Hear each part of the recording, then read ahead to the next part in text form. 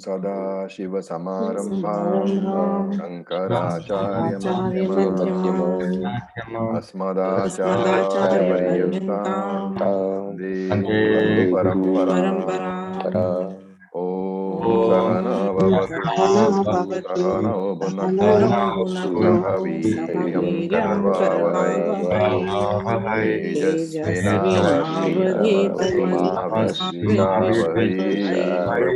Om Shanti Shanti Shanti. So we were on the 8th verse of the 3rd chapter. Let us chant it again. Nityam kuru karma tvam Nityam kuru karma tvam karma jyayo ya karmanaha karma jyayo karmanaha sharir yatra pichate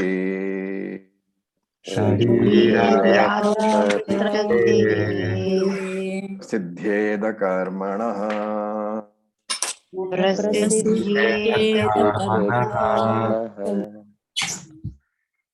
Okay, so as we saw in the last class, this verse is actually a vyakhyanam, explanation, a commentary on verse number 48 and 49 of the 2nd chapter. And very briefly summarize what we did in the last class, we talked about karma yoga. We said that karma yoga consists of 2 components. One is proper action and one is proper attitude. And the proper action, we said, can be divided into sattvika, rajasika and tamasika. Sattvika being uttama, the best action. Rajasika being madhyama, medium action. And tamasika being adhama, the lowest form of action. And we said that Shastra mandates sattvika karma as predominant in a karma yogi's life. And this is to be expressed by way of 5 mandatory karma, which we call the Pancha Mahayagnya. And what were they? Deva Yagnya, Pitra Yagnya, Brahma Yagnya, Manushya Yagnya, and Bhuta Yagnya. All this we saw. So this was the proper action part of it. Now we have to go back to the proper attitude part, which is the second part, because we said that Karma Yoga is proper action and proper attitude. So the action part we have covered. Now the second part of Karma Yoga is the proper attitude. And the attitude itself can be divided into 2 sections, the attitude towards the karma and the attitude towards the karma phalam. And this is very important because even the most sattvika actions, if I want to get the maximum benefit out of those actions, I have to have a proper outlook on that particular karma which I am doing. I can't grumble and whine and do it, right? Why? Because the karma has to be an offering to the Lord, which is called Easwara Arpana Buddhi. And you can't give that offering whining and crying about it. You have to be cheerful. You have to have a samatmam of mind, the balance of mind when you offer the karma. And there is a verse which of course we chant regularly in the ashram. Kayena vacha manasendriyarva buddhyatmana va prakriter swabhavat karomi yadyat yat sakalam parasmai narayana yeti samarpayami. So whatever I do with my body, whatever I do with my mind, with my sense organs, with my intellect, and with my very prakriti, with my entire swabhava, character itself, whatever I do, karomi yat yat sakalam parasmai, everything that I am offering to you, O Narayana. So this is the attitude of a karma yogi. This prayer is not meant for just verbal, chanting. It is meant to bring about an attitudinal change in us. We have to understand, and therefore it refers to our bhavana, the attitude. So even the most, mundane job which you have, of let us say cleaning the ashram floors or cleaning the bathrooms in your house, it has to be taken as with this bhavana, with this attitude. It is an offering to the Lord. And once I take my karma as an offering to the Lord, then there is a change in my attitude, because I won't do anything for the Lord half-heartedly. Therefore, I will do with my entire self, and wholeheartedly I will do. So whether this action is selfish action or selfless action, it doesn't matter. What is the consequence here? It arises from your attitude, from the prasada buddhi attitude. Whatever I get from the Lord will be what I deserve to get from the Lord. So first of all, I do the action as an offering to the Lord. And because of that, I do it with my whole being. I give it my 100% efficiency. And once having given that, I can contribute nothing more to the action. So I keep quiet, and whatever results I get, I accept it with the attitude that the Lord is giving me not necessarily what I desire, but what I need. And therefore that attitude of whatever He gives me is good for me, is prasada buddhi. And that is why I accept it as a prasada from the Lord. So prasada literally means, peace, cheerfulness. So whatever I get from the Lord, I accept it as a with content state of mind. So there are two aspects of me always: the karta, the doer, the bhokta, the experiencer of the fruits of action. And therefore, as karta, I have Ishvara arpana buddhi. As bhokta, I have Ishvara prasada buddhi. So whenever I am doing an offering, I am doing it with the attitude that I am offering it to Ishvara as part of my daily bhakti. And when I am receiving the karma phala, it is prasadam. I am receiving what is good for me. Okay, so this is the attitude of a karma yogi. So yoga karmani ishvara arpana buddhi, and karma phale prasada buddhi. Towards karma, I have Ishvara arpana buddhi. Towards karma phalam, I've got Ishvara prasada buddhi. Now the advantage is, if I am going to take all my actions as an offering to the Lord, then I won't be seeing what is the nature of that action. I won't be considering whether it is pleasant for me or whether it is unpleasant for me. And this is important, because in our life, we have to do many actions, some of which may be pleasant for us, some of which we may like doing, and many actions which are not pleasant for us, which I may dislike doing. But they are going to be my duties, even those which are not pleasant, like taking care of old and sick, the expenses involved, the strain involved, right? Even when newborn child is born, you have to set up many nights. It is not pleasant, but it's a duty which you have to do, right? For many people, going to office is an unpleasant job. And here, this is what is being pointed out in the Mahabharata itself. Arjuna is doing what? He is fighting the Mahabharata war. Who are the people in the opposite camp? His own teachers, his own uncles, grandparents, all are there. And killing them is not a pleasant duty. Killing your near and dear ones can never be a pleasant duty. And what is the advantage of Ishvara Arpana attitude? That I will not divide my duty into pleasant or unpleasant. Both are offerings to the Lord alone. And once I look upon every karma as an offering, I don't have any resentment. I don't have any grudge while I do the karma. Therefore, this is the benefit of the Ishvara Arpana Buddhi. You can do any kind of duty, and that duty becomes okay by you because it is meant as an offering to the Lord, even if it involves physical or mental hardship. And this particular attitude, Krishna calls samatva. Similarly, Ishvara Prasada Buddhi, receiving whatever I am getting from the Lord as a prasadam, has an advantage, because when the result is favorable, I will be happy. But if the result is not favorable, I will take it as whatever Bhagavan gives, whatever Ishvara gives, it is what I deserve, it is what I need for my spiritual growth. And therefore, I may not be terribly happy, but I will not be unhappy at least. I will not have a resentment. I will be content. Okay. Now, Shastra says that the result, and this is an important point, because you see many apparently good people suffering in this life. And therefore, it's very common to hear he's such a good person, but he's suffering so much. How can this be the result of a just Ishvara? How can a Ishvara who is kind-hearted and compassionate, how can he give suffering to a good person?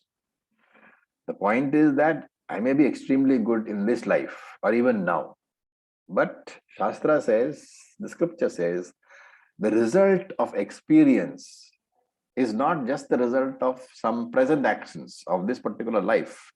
Some of the results, some of the consequences I am experiencing comes from Purva Janma, comes from the previous life also. And since I am not aware of what I have done in my previous life, and since I believe in the scriptures, I have to accept that whatever suffering I am going through is a result of karma which I have done in the previous life, which has fructified in this life as prarabdha karma. Therefore, I cannot ask to change that, but I can ask to have the inner strength to accept that. And therefore, this is the prayer to the Lord, that whatever karma is there, let it be in accordance with my previous karma only. Whatever experiences I go through, whatever karma phalam I have, let it be in accordance with my previous experience only. And please give me the strength to accept whatever is there. Therefore, here the word buddhi in the sloka means attitude. And the two attitudes give what? Samatvam. So in the second chapter, Krishna said, Samatvam yoga uchyate. The definition of a proper attitude is what? A balanced mind. A mind which is not subject to too many fluctuations. A balanced mind born out of two attitudes which Shastra prescribes. Ishvara arpana buddhi and Ishvara prasada buddhi. Thus, proper action which we talked about, plus proper attitude towards the karma as well as towards the karma phalam, they are equal to karma yoga. And what is the benefit of this karma yoga? Karma yoga does not guarantee any material benefit. A material benefit might come, it might not come. But generally, if you see, because of the Ishvara Arpana Buddhi attitude, what are you doing? You are doing the karma with the best effort that you have. Because while you offer to Ishvara, you can't be offering half-heartedly. And therefore, you wholeheartedly do all your karma, which means that you are giving that karma, doing the karma with the maximum efficiency that you are capable of. That is the key phase, that you are capable of. Usually, you will find that whenever you do something with full attention, there will definitely be success, or at least a major part of it will be successful.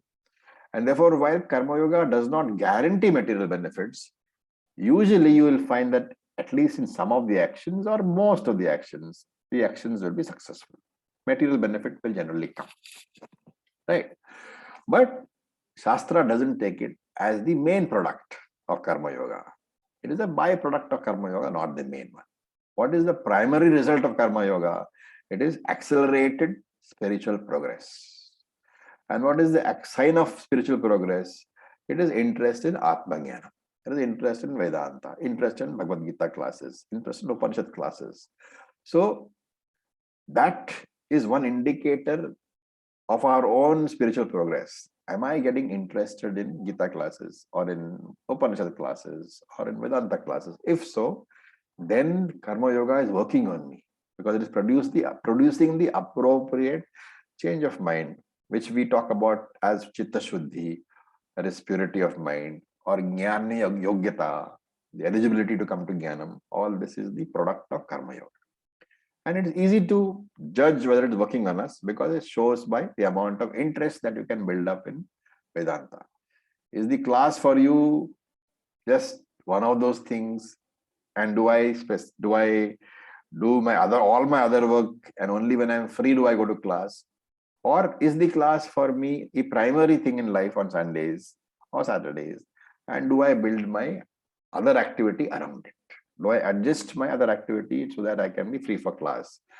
Do I spend specific number of hours every week after class, from Saturday, Sunday class is over, Monday to Friday? Do I do anything, or do I just not touch the books at all? Do I do any revisions?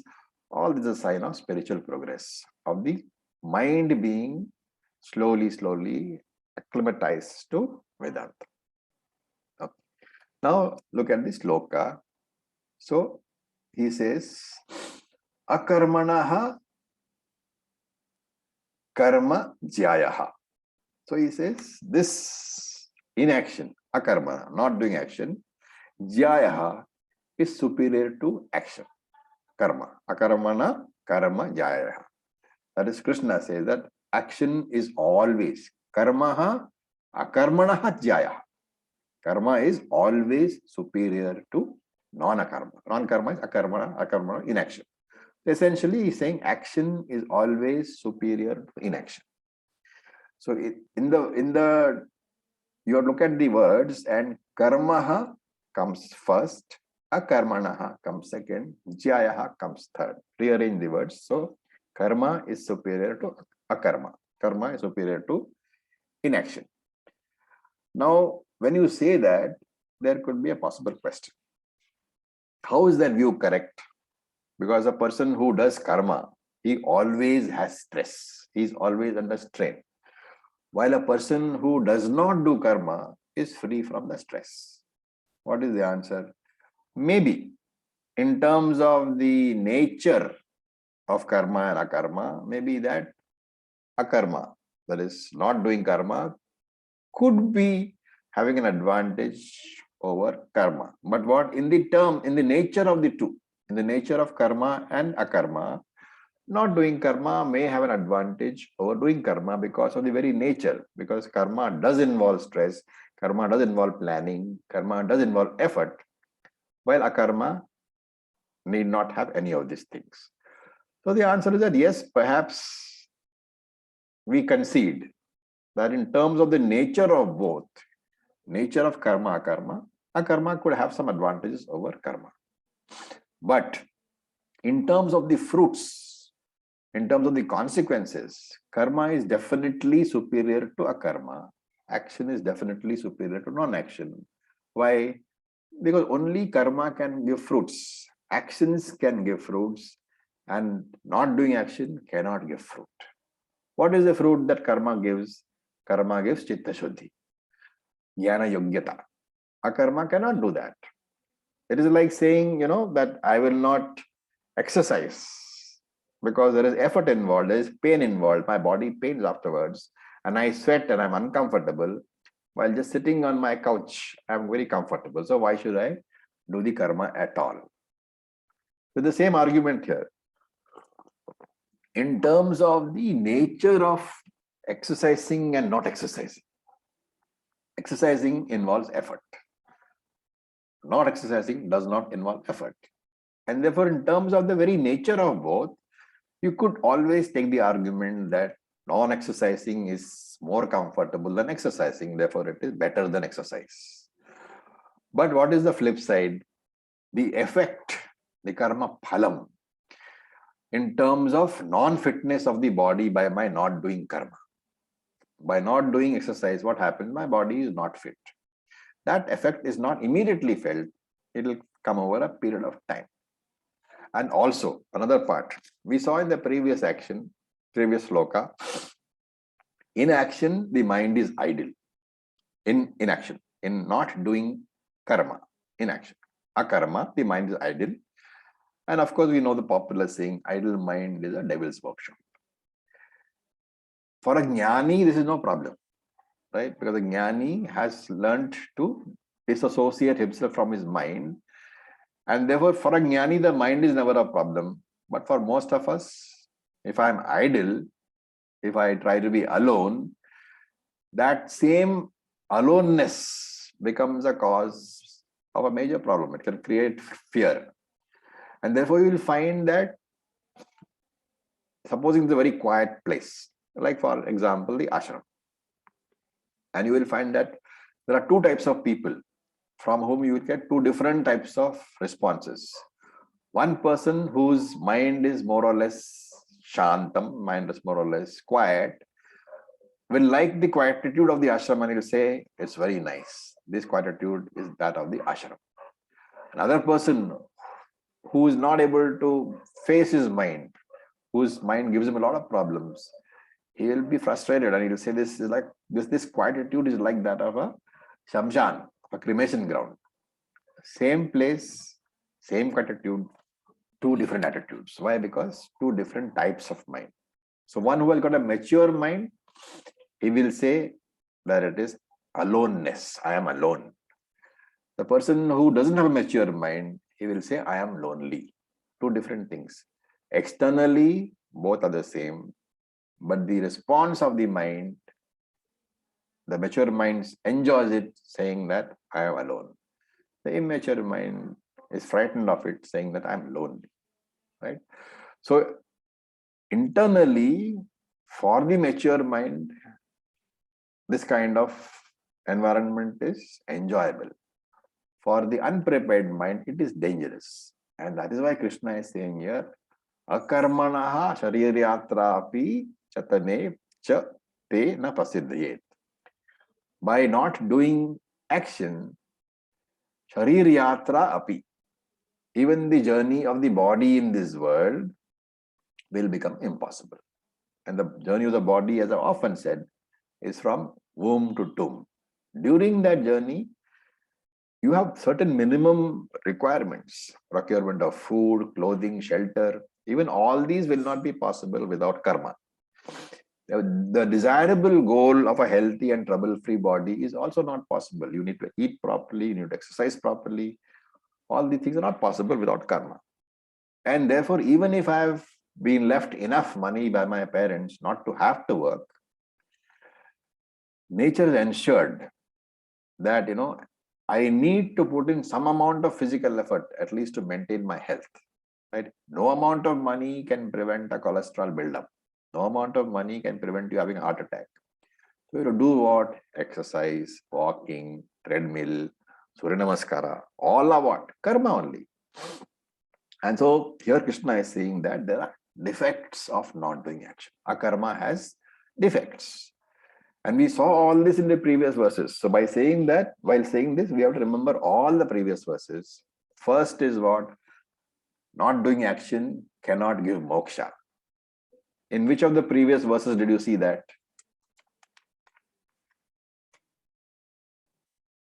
Not doing action cannot give moksha. Where did you see that? Previous verses of this chapter only. I'm not asking you to look at previous chapters. 4. No karma. Naiskarmyam Purusha. Naiskarma, that's not the one. It is verse number 4.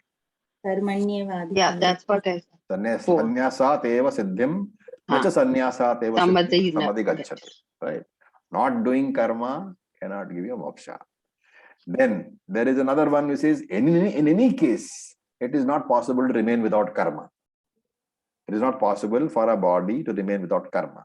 Where did you see that?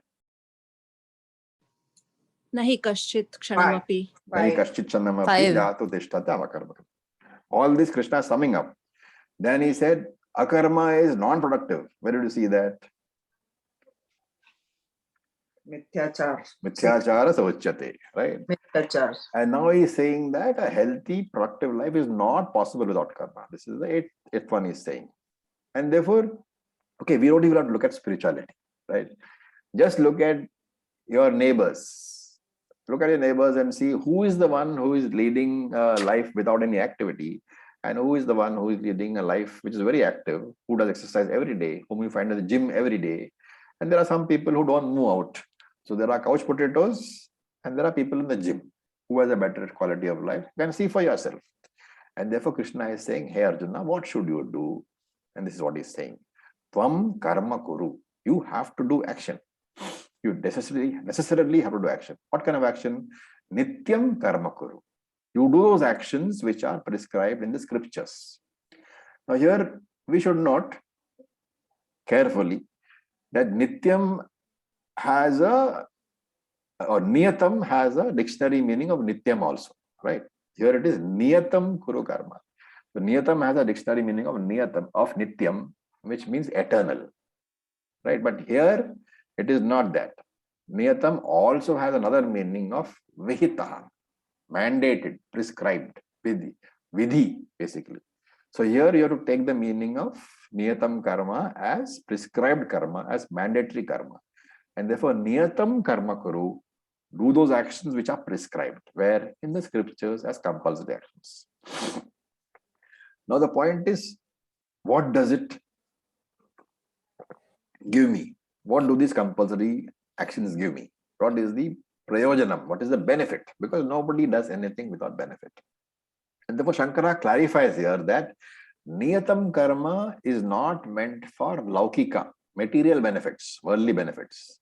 But Niyatam karma, what has been prescribed by the scriptures, that karma is primarily meant for spiritual benefit only. And how do I decide? Like Niyatam karma, there are of course karma which specifically prescribed. But what about other karma which I do? Are they not going to give me benefit at all? So here you have to extract from Niyatam karma and say that the intention is the determining factor. Supposing I am running a very profitable business, right? But the primary intent is to pursue the Panchamahayagya. So you can take the example, for example, of a charitable hospital, right? It's a Manushya Yajna. Now, supposing the intent, I can run the charitable hospital in two ways. I can run it with the primary purpose of making profits, or I can run it with the primary purpose of providing medical help to everybody, those who can afford it, and to those who cannot afford it also, right?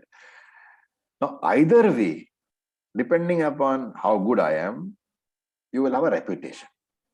And therefore, even if it is a charitable hospital, you might find that people who can afford to come for it. And therefore, it is possible that I'm making a profit out of the charitable hospital. So again, here the primary intent is not to make the profit. The primary intent is to provide service to humanity, Manushya Yajna. But because of the fact that the hospital is running efficiently, I end up making a profit. This intent is what that profit is a secondary benefit for me. The primary goal is not a personal benefit or a profitable business. If the primary goal is a profitable business, then the karma is classified as kamya karma. Karma meant for fulfilling desires. But if the primary purpose is for following the Panchamahayagya, for providing purpose to humanity, then even though I am making profit out of it, it becomes Niyatam karma. I hope distinction is clear, right? And therefore, all these selfless actions which we saw were called Panchamahayagnyas are prescribed by the scripture, because everybody has to contribute to the world. There is nothing wrong in making my earning. There is nothing wrong in enjoying my life. I can eat what I want. I can drink what I want. I can enjoy. I can go to movies. I can dance. All this I do. So Shastram says, pursue Arthakama. Nothing is wrong. You pursue Arthakama, enjoy your life. But there is one very mandatory thing which you have to do. You have to contribute to society. And the way in which you will contribute to society can be different for different people, right? Different people have different resources. Some people can contribute by way of time. Some people can contribute by way of finance. Some people can make minor contribution. Some people can make major contribution. So it can be Annadanam, it can be time danam, it can be Vidya danam. You can be simply saying thank you for your time, right? You smile at somebody, that is also a danam. So note a very significant thing, that this Sattvika karma, or in what we call Panchamahayagya, can be seen from different standpoints. And therefore, it can be given different names indicating the different standpoint. So any mature person, mature in the sense, spiritually mature person, will do Panchamahayagya because he knows, he has an attitude. He knows that he has to contribute to the world because he is taking from the world. So he doesn't merely have rights, he also has duties. And therefore this particular attitude is laid down to the scripture. It is a law of the Lord, law laid down to the Lord. And what is a law? If you break a law, you get punished. If you follow the law, you are in harmony with it. Therefore, scriptures say that whoever does not do Pancha Mahayagya will get punished. And that's a very significant discussion. He will get punished by incurring a papam. And that papam is called pratyavaya papam. It's a special type of papam, not because of commission, but because of omission. Omitting to do Panchamahayagnya, which is mandated by the scriptures, that is generating a particular type of papam called pratyavaya papam. What does pratyavaya papam do? Spiritually, pratyavaya papam, it takes you away from moksha. The commitment to Easwara becomes less. When you have a commitment to Easwara, everything becomes yoga. And for a karma yogi, there is no activity in my life where Easwara is not involved. And therefore, there is no activity in my life which is not yoga. Looking after my wife is yoga. Looking after my daughter is yoga. Looking after your husband is yoga. Looking after your parents is yoga. Asana practice is yoga. Bringing up a child is yoga. Even kickboxing is yoga. You know, Swami Dayananda used to say, even kickboxing is yoga, provided the intention is not to kick someone. So to be able to see in this way, your life has to be centered around the Lord, has to be centered around Easwara. And this particular appreciation of Easwara, this is what converts all actions into yoga. This appreciation of Easwara, this Easwara-centric life, that is what converts a karmi, a normal ajnani karmi, into a karma yogi. Okay. Now, that could be a possible question. You know, scriptures say that karma produces what? Punya and papa phalam. Is it not? Scriptures say that karma produces punya phalam and papa phalam. What is the effect of punya phalam and papa phalam? It is rebirth. Punarapi janma, punarapi maranam. So it is the very karma which you do, which is producing the punyam and papam, which is causing rebirth, which is known as samsara. How then can you say that karma is superior to akarma? That is the question. Okay. So this is a question by what you know as Purvapakshi, the one who's opposing the views of the person who's Siddhanti, the one who believes in the scriptures. So there is a quote from Mahabharata. It is from the Shanti Parva. So I'll quote that. Karmana badhyate jantuhu vidyaya cha vimuchyate. That's a quote. It says Karmana badhyate jantuhu. So jantu here means the one who is born. Jiva. So karma binds the jiva. Vidyaya cha vimuchyate. Jnanam alone liberates. And quoting this particular,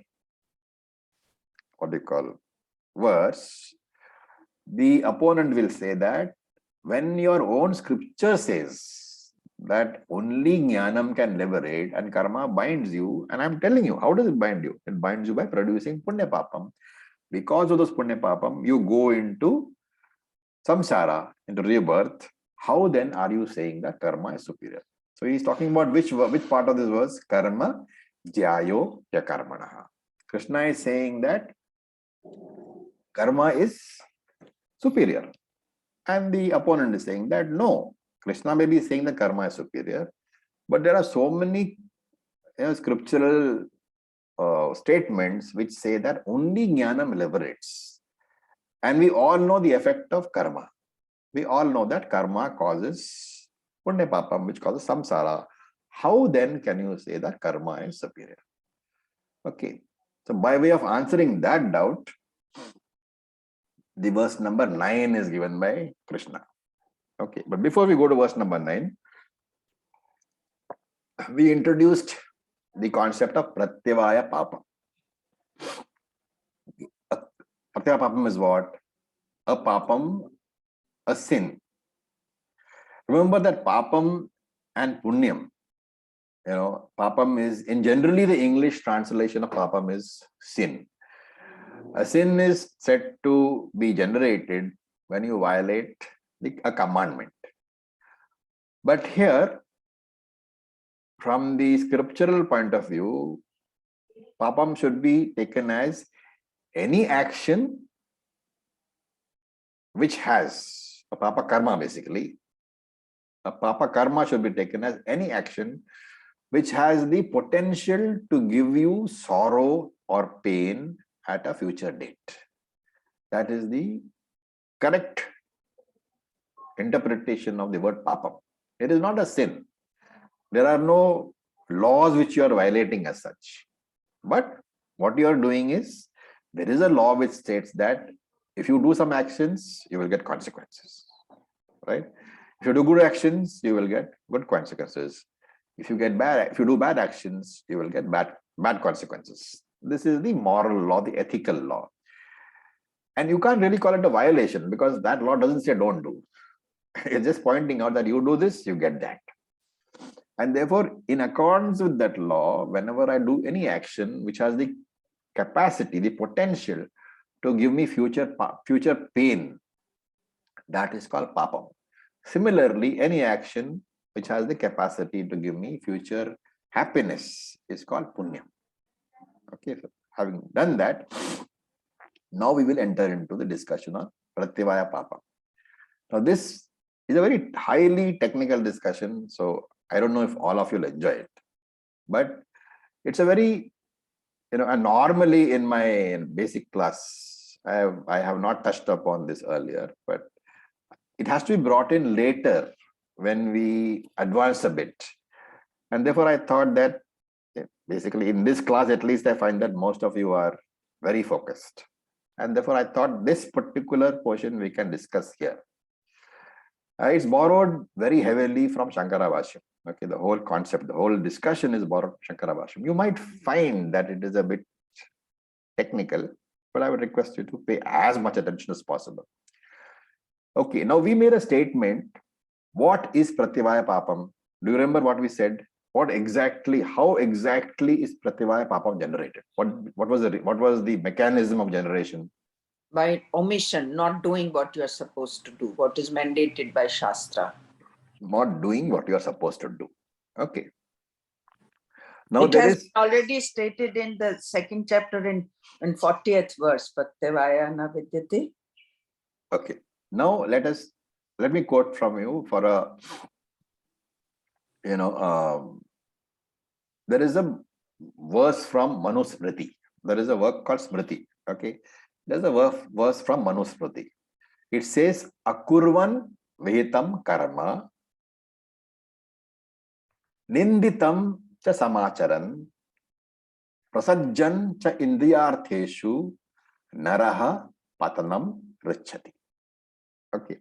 So let me explain that to you first. The first 3 lines of this verse is from Manusmriti. Okay. If you want, I'll put it up in the group later. Just remind me. It's from Manusmriti, and the first 3 lines are talking about the consequences of doing wrong karma. The first 3 lines is Akurvan vihitam karma. Vihitam means mandated. Vihitam karma means mandated, prescribed as mandatory karma by Shruti. Akurvan means not doing. So the first line says Akurvan vihitam karma, by not doing Shruti mandated karma, or number 2, Ninditam samacharan. Ninditam is prohibited karma, samacharan is performing. So Ninditam samacharan karma, by performing prohibited karma. So 2 lines. Akurvan vihitam karma, by not doing Shruti mandated karma, or by doing karma which Shruti prohibits. Okay. Now these basically refer to which indriyas, jnanendriyas or karmendriyas? Karmendriyas. Karmendriyas. So this discussion is a bit technical, okay, but it's going to be very useful in understanding and assimilating, especially for those of you who enjoy getting your mind into the picture. So akurvan vihitam karma, ninditam samacharan karma. Not doing mandated karma or doing prohibited karma, referring to the function of karmendriyas, or prasajjan indriyartheshu. Prasajjan means indulging, indriyartheshu. Indriya are sense objects. Here, indriya artha. Indriyas are sense organs. Artha is the object of the organ. So, indriya artha means sense objects. Prasajjan indriyartheshu. And because of the use of the word prasajjan, the indulgence, you have to take the indriyartham as immoral pleasures, immoral objects, indulging in things which you should not be indulging in. Okay, now here it is not doing. It is the mental emotion, mental pleasure, which is being talked about. So here it is the function of the jnanendriyas. So the first three lines talk about doing mandatory karma, not doing mandatory karma, doing prohibited karma, and indulging in immoral pleasures. So functions of karmendriyas and jnanendriyas are talked about. And the fourth line says people who do this, naraha, that person who does this, patanam richati. The person suffers a spiritual downfall. Okay, this is the quote from the Manusmriti. On the face of it, it is fine. Okay, now there is a little grammar. Okay, it's a brilliant discussion. It's very elementary grammar, but to understand the brilliance of Shankara, and that's one of the reasons why I'm giving the example, to understand the brilliance of Shankara, it is necessary for us to very slowly go over this whole thing. Okay, it's none of it is my intellect. Okay, it's all the brilliance of Shankara. So what does it say? Generally, if you look at the three words, omitting, performing, indulging, where have these three come? These three are coming from those three lines. The first one is omitting, not doing, so omitting. The second one is doing prohibited stuff, so performing. And the third one is indulging. What is common in all these three words? Omitting, performing, indulging. Action, doing. Some sort of karma. I said grammatically. Grammatically, the suffix ing, ing. omitting, performing, indulging. Okay, the ing. So the ing in English grammar, I don't know how many of you remember English grammar. Okay, the ing portion here is a suffix, which in English grammar is called present participle. Anybody remembers what is the present participle? Continuing to action. Exactly. Present participle indicates the continuity of an action represented by a verb. Okay, so omit, perform, indulge. These are the verbs. And this suffix ing in Sanskrit is called shatru pratyaya. So you need not note all this down. In English grammar, it is called present participle. It indicates the continuity of the action. Okay. But this same, in Sanskrit grammar, this same shatru pratyaya, present participle, is also used to convey the meaning of the cause of the action. Okay. So such a usage is called hetu arthe. I'll explain. Take the example, ninditam cha samacharan. Performing prohibited action. To that you have to add the last line, naraha patanam rachati. By performing prohibited action, the person falls. So to put it in different words, because of the performance, he falls. Thus, what is the karanam, the cause of the falling? Is performing. Performance. And the falling is the consequence, the karyam. So there is a karanam, karyam, sambandha. So that is, I'll take this one example. Take the next one. Prasajjan indriyartheshu. Indulging the indriyas, the person falls. Okay. Not performing mandated action, the person falls. Therefore, general conclusion is that prohibited karma produces papa. Or put it another way, the incorrect usage inappropriate usage of karmendriyas or jnanendriyas will produce papa. Is that clear so far? The extraction from all this is that inappropriate usage of karmendriyas or inappropriate usage of jnanendriyas will produce papa. Now comes the very technical part of it. So there are two people who are being discussed here. One is the Vedantin, people like us, and one is the people who are karmakandis purely, those who believe in karma kanda only. For them, jnana kanda is a useless piece of text. They say jnana kanda is absolutely useless. It's all in the air. So there's a karma kandi and there's a jnana kandi. Jnana kandi is the Vedantin. So the karma kandi says that the interpretation of the second and third lines indicates production of papa. Why? Because you have not done something, right? What is second line? Second line says ninditam samacharan, performing prohibited karma. Because of that, pratyava papam is generated. And indulging the indriyas, pratyava papam is generated. They say this example,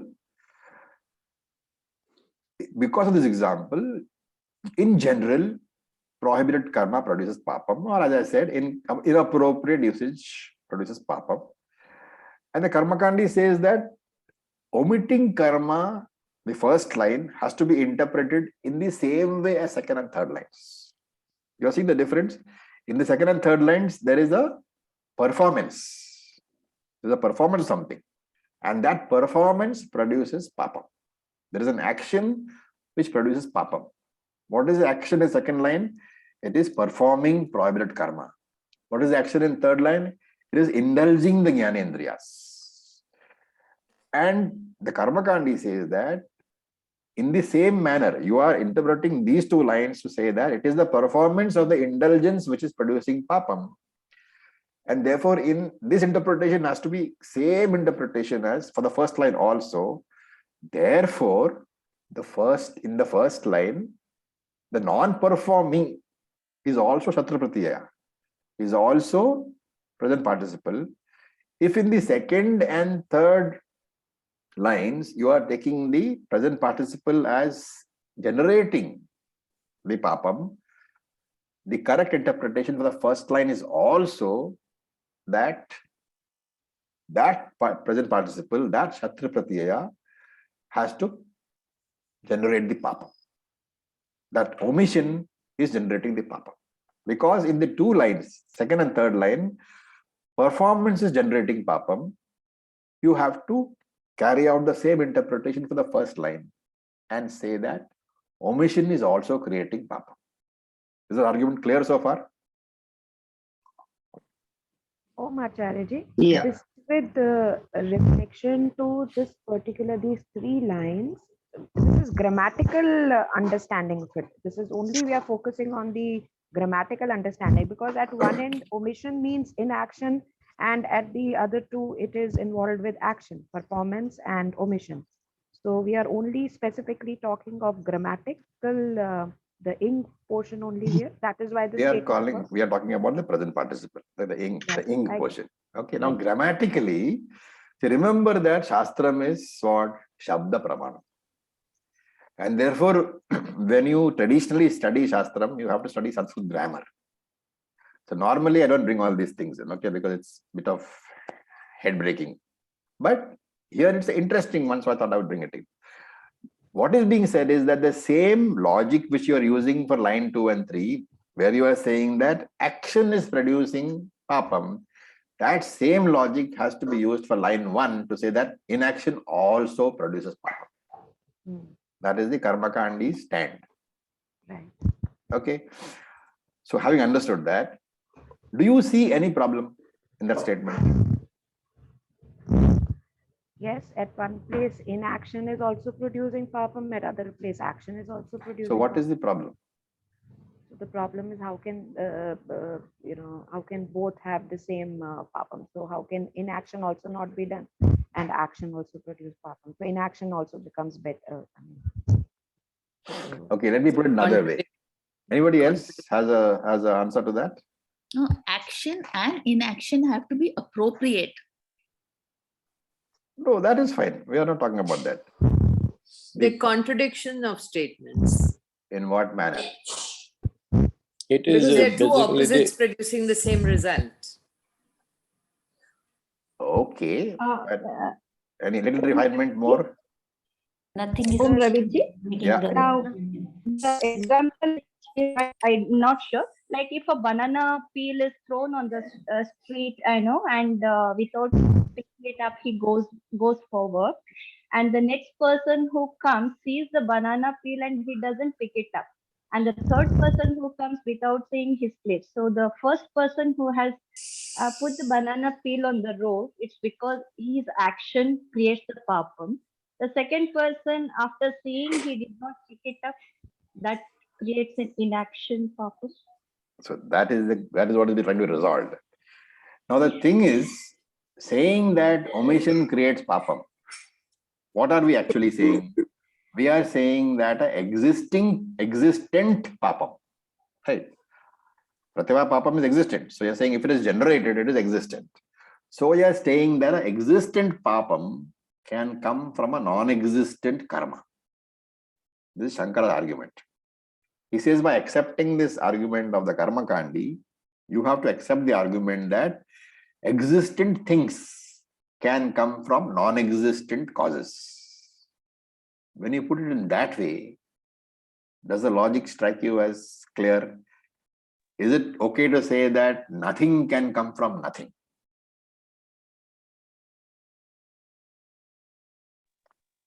Yes. Because if it was true that something existing can come from something non-existing, it will reveal all sorts of contradictions, right? You can produce gold from nothing because gold is existing and nothing is non-existing. So there will be no poverty in the world. You can continue to produce gold and silver, whatever you want, you can produce from non-existing karma. Because of that, Shankara says that the first line cannot be taken as the producer of papa. Right?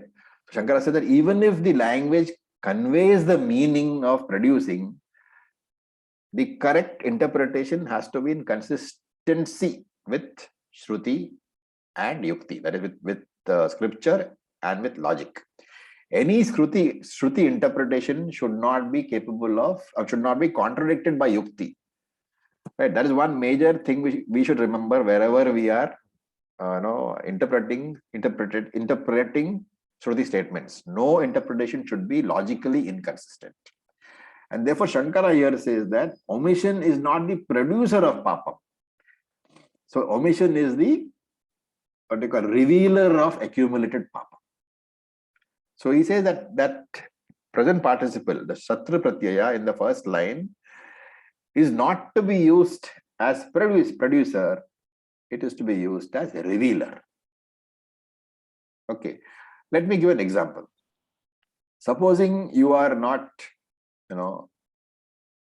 you have not dusted your house or swept and dusted your house for 1 week, let us say. And what will happen if you don't do that? Dust will gather. Dust will gather. Now, is it appropriate to say that it is the non-dusting which is the cause of the dust? No. No. Dust will still always come. exists. So what is the non-dusting doing? Just allowing the existent dust to settle. Yeah. It's revealing the... Revealing It is revealing the dust which is accumulated. Your non-dusting was not the cause of the creation of the dust, but your dusting was the cause of reduction of the dust. Is that clear? Dust is not created by your not dusting, but dust is reduced by your dusting. Why am I saying all these things? Because the purpose of Nitya Namitta Karma is to reduce the papam, the prarabdha papam and the agami papam, not sanchita, okay? It is to reduce the prarabdha and agami, which you, because of nitya naimitika karma. Panchamaha yajna and Sandhya Vandanam and all those things, basically what happens is during our life, we do so many things. And many of those things create papam. And by avoiding nitya naimitya karma, the papam accumulation is not cleaned up. Right? Had I done my nitya naimitya karma, the papam accumulation would not be there at all. And therefore, because the accumulation is not there, I would not be suffering any ill effects. But because I am not doing nitya karma, because I am not doing panchamahayagya, the accumulation continues. And that accumulation is revealed by the omission of the nitya karma. Therefore, the omission of nitya karma producing pratyavaya papam is to be understood as the omission not removing the existing karma. The continuously, generated karma is not being reduced because of omission of panchamaya yajna, and therefore it is revealed in the sense that it causes me karma phalam. And therefore, that is the interpretation. It is not that, non-doing of a karma can generate karma, but the non-doing, the result of the non-doing is that accumulated karma is not cleaned up. And because it is not cleaned up, it is revealed by way of the karma phalam which I have to undergo. A very, very, technical discussion, but important to understand for future. Because this word pratyavaya papam, it will keep on coming. Om Raviji. Yeah. So omission of these karmas they don't accumulate. It only reveals the accumulated karma. That is what you said. The omission will cause the other karma which is the result of karma which you're actually doing. All the small papam which you do. You spray or hit sprays there, you kill mosquitoes, everything that you do. There's so many small things you do. Those are not cleaned up because of not doing of panchamahayagna or niyata karma, and therefore it appears as if I'm suffering from those ill effects. Therefore, this omission is a gyapakam, it's a revealer of, not a producer of. Okay. I hope that argument is clear. Anybody has any doubts, please ask, but we'll end the class here.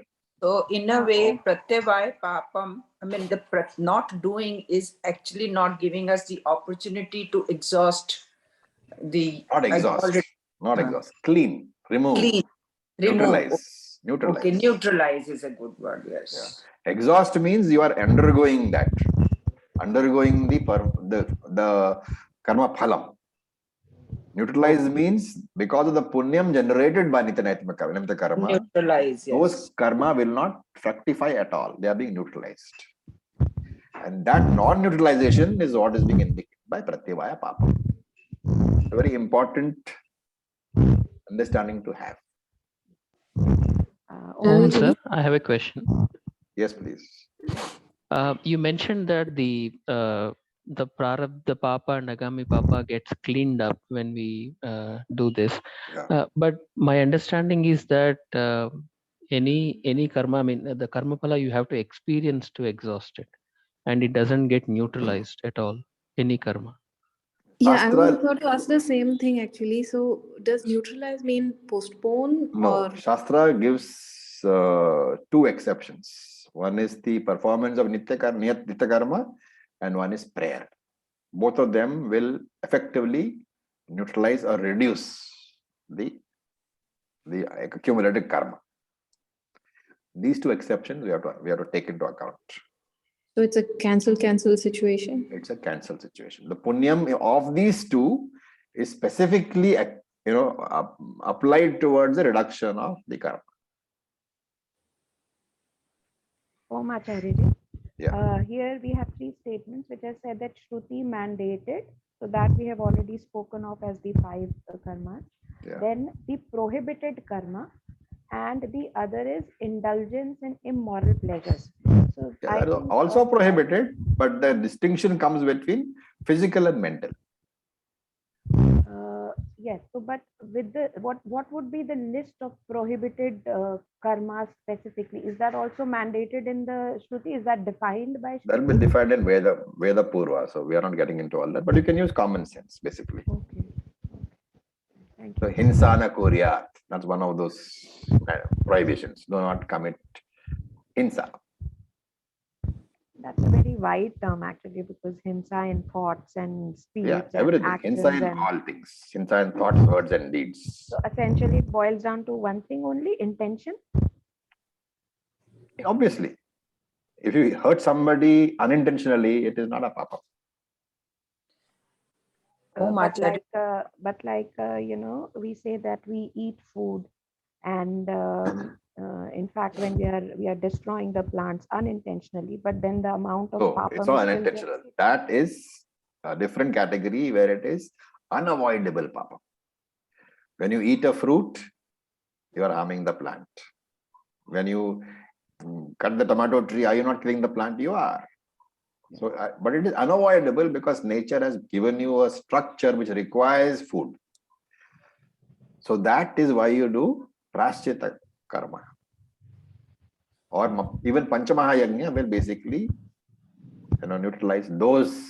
That's what I said. Accumulated karma which comes out of not just unintentional, but unavoidable karma is also there which you do, which harms others. That also is neutralized by Panchamahayagnya. So these are the only two exceptions which scripture gives. One is your prayer which neutralizes some karma, and one is the Nityanayamita karma which neutralizes the karma. Every other karma you have to endure or exhaust basically. So, Om Acharya, in this the attitude of Ishwar Arpanam will also reduce the impact of the No, Ishwar Arpanam attitude is a thing for, it doesn't affect the production or dissipation of karma. It affects the attitude of your mind, your reactions. Yes, Pandana. So when we say, well, two-part question. When we say it doesn't neutralize, but karma does get exhausted. So we're just basically slowing down the exhaustion process. No. That first part, let me say that if it is neutralizing, it means it doesn't come to the exhaustion stage at all. So, I mean, say someone's taken sannyas. They've given up all doership. Okay. So then they're not. No, but sannyas ashram also has Nityanayamita karmas. Different manner maybe, but it has. So if you remember the discussion in the first chapter, karma yoga is not only for a grahastha. There are different karmas for sannyasis.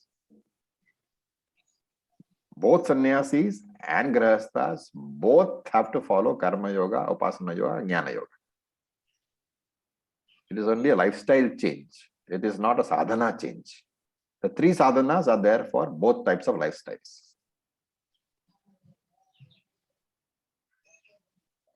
Om Acharya. Yes. In the 40th verse of chapter 2, pratyavaya na vidyate. Yeah. So it's a reference to this only. Okay, so it's in. That is why I thought it okay to bring the discussion here. Actually, this discussion appears in the introductory bhashyam to chapter 3. Shankara's bhashyam to chapter 3. Introduction is there, very, very exhaustive introduction. This discussion appears there. I thought I would bring it here. And then in future, when we go, we don't have to struggle with this. Because I also learned, right, from the previous classes because we didn't bring this in here. We had some major discussions towards the end. And therefore, I thought that we'll clear that problem now itself. So in Pratyavaya, the meaning was no contrary effect. Pratyavaya, the literal meaning is negative. No contrary. Okay. Raviji, I had one more question about the verse itself. Yes, mother. The statement was that karma is superior to akarma. Yeah. But we've also discussed that true akarma is not at all possible. And Or a body. So then, yes, so then this comparison itself doesn't become valid. So then do we take akarma to mean the notion of non-action? No. Here you are saying that you take specific cases. Literally speaking, somebody can decide not to do karma at all, not to do anything, just lie on the bed. Of course, you can argue that no, he's still breathing, right? So literally, if you say even life is not possible without karma, so you are right. But in a more limited sense, doing something and not doing that thing, which is superior, is what he's talking about. That philosophical part of chapter 4, that 4.18, that is not to be taken here. This is very much pure karma kanda, activity only. Okay, so basically the idea that I'm not doing anything, I'm just sitting here. I'm just sitting, I won't do anything. Yeah, okay.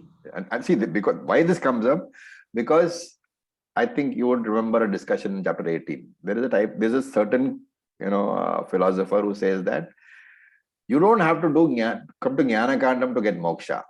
He has a particular strategy all planned out. He says that you do Nitya Naimitya Karma, right?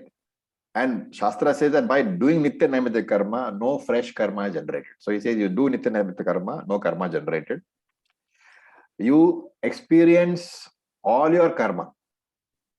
That prarabdha karma you experience by way of your, what they call, pleasures and pains.